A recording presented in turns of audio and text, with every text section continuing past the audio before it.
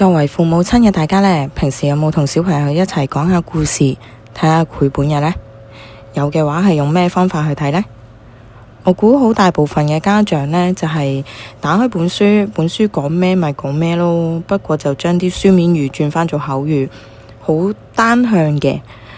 有冇估中咗聽緊 podcast 嘅你呢？喺底下留言話俾我知好唔好啊？好啦，作為教育工作者嘅大家，又會點樣去激發學生嘅創意呢？定係永遠上堂都只係好 old school 咁樣，我講你安靜聽就得啦。創意呢，喺現今嘅社會係越嚟越重要啦。我會形容創意呢係無中生有啊，建立創造一啲新嘅嘢出嚟。創意思維呢，可以推動社會嘅進步啦，亦都可以帶嚟金錢喎。所以大家明白，冇創意喺現今嘅社會同埋未來嘅趨勢呢，係好蝕底㗎。創意可以用喺作文、繪畫甚至發明方面啊。喺親子之優班呢本書入邊呢，就有講到，有專家統計過6歲之前嘅想像力呢係最豐富嘅。所以大家要把握6歲之前呢個黃金時期，好好咁樣去激發小朋友嘅創意，多啲讚賞佢哋嘅天馬行空嘅諗法，唔好成日呢都話小朋友9唔搭8啦。咁係咪過咗6歲就冇得救啦？唔係喎，即使過咗6歲呢，其實亦都可以訓練創意嘅喎。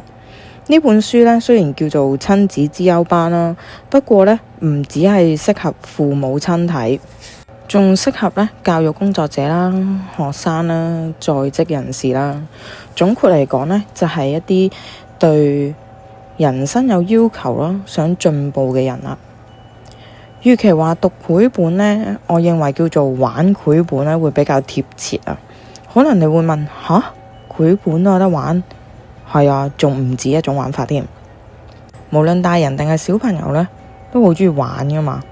講故事呢，都可以好有樂趣、好有互動嘅喎，唔一定係好沉悶。如果你有興趣，想同小朋友一齊好開心咁樣閱讀，一路玩一路學習，咁記住要聽到最後啦。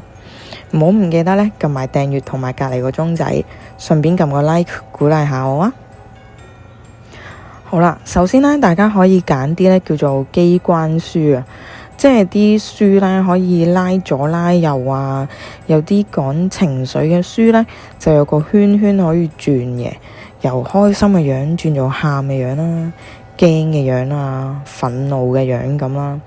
有啲呢係會彈個立體嘅機關出嚟嘅，最常見呢就係彈個生日蛋糕啦。呢啲書呢，小朋友可以一路睇一路喐下啲手指仔啦。頭先講情緒嘅書呢，可以叫小朋友扮下嘢啦，問下佢，例如你好驚嘅時候係點嘅樣㗎？係喎，咁好開心嘅話呢。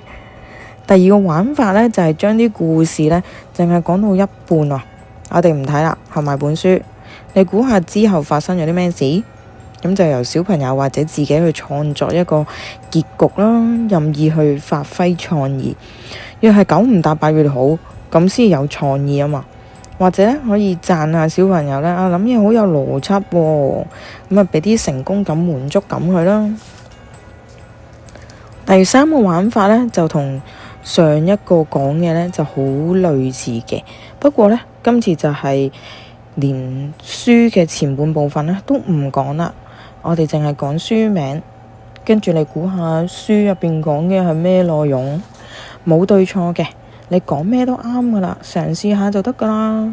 咁小朋友創作完之後呢，都可以繼續睇本書嘅，可以同佢講，係喎，呢個故事好吸引喎，不如我哋都睇下呢個作者嘅版本咯喎。曾經呢，有個老師呢介紹過一個玩法啊，呢個玩法呢就唔需要用繪本嘅。大家俾咗 like 未先？咁呢個玩法呢，就係可以揾啲4格嘅圖片啦，冇字嘅，咁就俾小朋友自己講個故仔出嚟啦。咁今次呢，就分享咗4個玩法啦，接住落嚟呢，就分享下2件往事俾大家聽啦。